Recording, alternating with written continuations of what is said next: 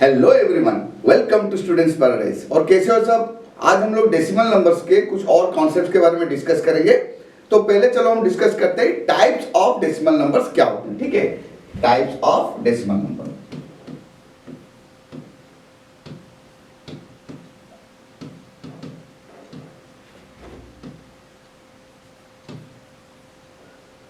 Okay, देखो decimal numbers का तो फॉर्मेट समझ में आ गया होगा। ओके, देखो टाइप्स ऑफ डेसिमल नंबर मतलब हम पहले देखेंगे क्या, टर्मिनेटिंग। ठीक है,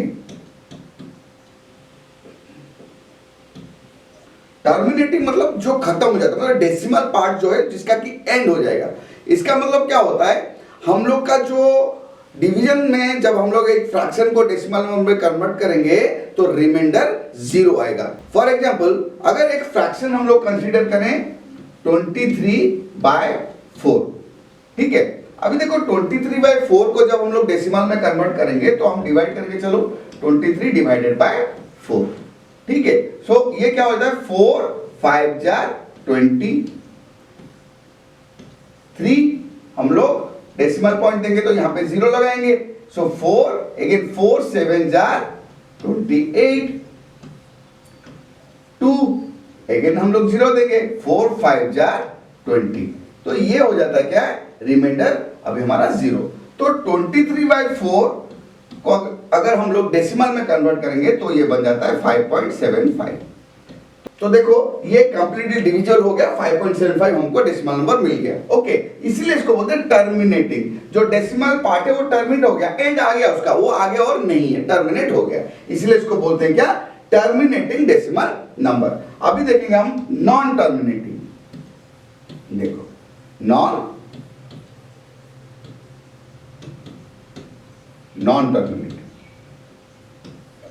नॉन टर्मिनेटिंग मतलब जो डेसिमल पार्ट है वो टर्मिनेट नहीं होगा, वो कंटिन्यू चलता रहेगा, उसका एंड होगा ही नहीं।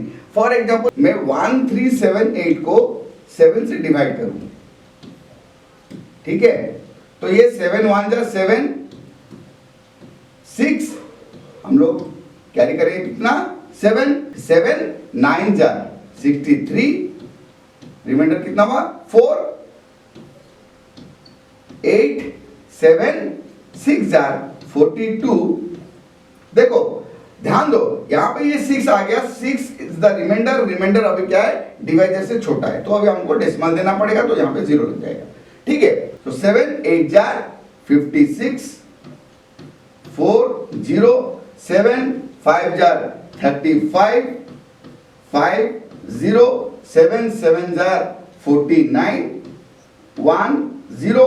इस तरह से ये कंटिन्यू होता रहेगा। देखो यहाँ पे टर्मिनेट नहीं हो रहा है, रिमाइंडर अभी 0 नहीं आ रहा है, ये 10 आ गया, फिर 7 1 जार, देखो यहाँ पे 10 रिमाइंडर है। देखो करते जाओ, 7 1 जार अगेन 7 3 0 7 4 जार 28 2 0 7 2 जार 14 6 0। देखो ये खत्म ही नहीं हो रहा है, आगे बढ़ते ही जा रहा है। यहाँ पे टर्मिनेट नहीं हो रहा है, यहाँ पे इधर आगे बढ़ते ही जा रहा है। इसीलिए इसको बोलेंगे हम नॉन टर्मिनेटिंग डेसिमल नंबर, जिसका कि डेसिमल पार्ट एंड नहीं हो रहा है, कोई टर्मिनेशन वहां पे है नहीं। तो इस तरह से हम इसको बोलेंगे नॉन टर्मिनेटिंग डेसिमल नंबर। ठीक है, अभी जो नेक्स्ट हमारा डेसिमल नंबर है वो है रिकरिंग। रिकरिंग को हम बोलते हैं नॉन टर्मिनेटिंग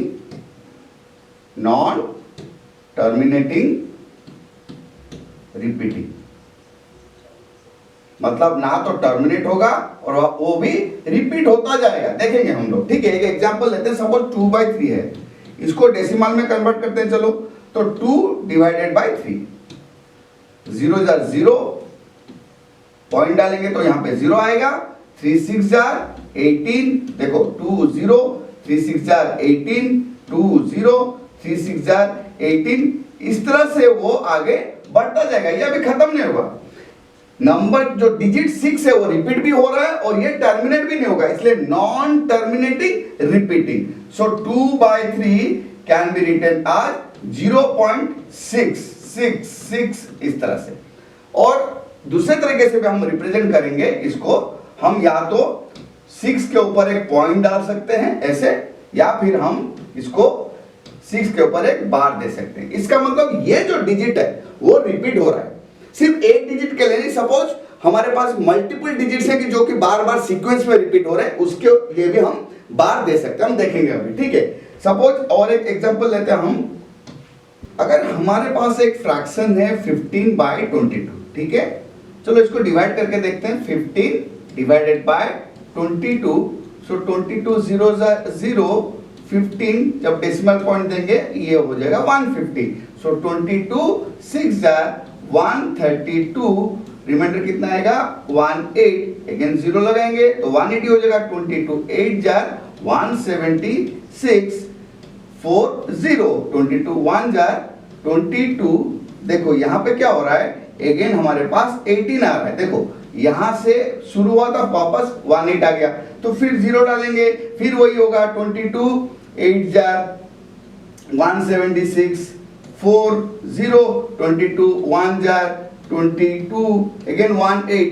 तो ये लूप बार बार कंटिन्यू रहेगा। तो यहाँ पे देखो क्या हो रहा है, 8181 ये कंटिन्यू चलता रहेगा इस तरह से, टर्मिनेट कभी भी नहीं होगा। और 8181 कंटिन्यू हो रहा है तो non terminating repeating decimal number हो गया। तो 15/22 can be written as 0.68181 and so on, और वी कैन राइट 0.681, और 81 क्योंकि रिपीट हो रहा है तो 81 के ऊपर हम लगाएंगे एक बार, ठीक है। तो ये होता है non terminating repeating decimal number. Okay, समझ में आया स्टूडेंट्स? आज हमने टाइप्स ऑफ डेसिमल नंबर्स के बारे में डिस्कस किया। आशा करता हूं तुम लोगों को समझ में आ गया होगा। अगर नहीं तो वीडियो को दोबारा वॉच कर लो, पक्का समझ में आ जाएगा। वीडियो वॉच करने के बाद तुमको रिवीजन करना है, बुक्स में जो कॉन्सेप्ट रिलेटेड एक्सरसाइज होगा उसको कंप्लीट करना है, तभी तुम लोगों को अच्छी तरह से सब कुछ समझ में आएगा, ठीक है। तो जैसे मैं हमेशा बोलता हूं, keep practising, keep revising, and most importantly keep smiling.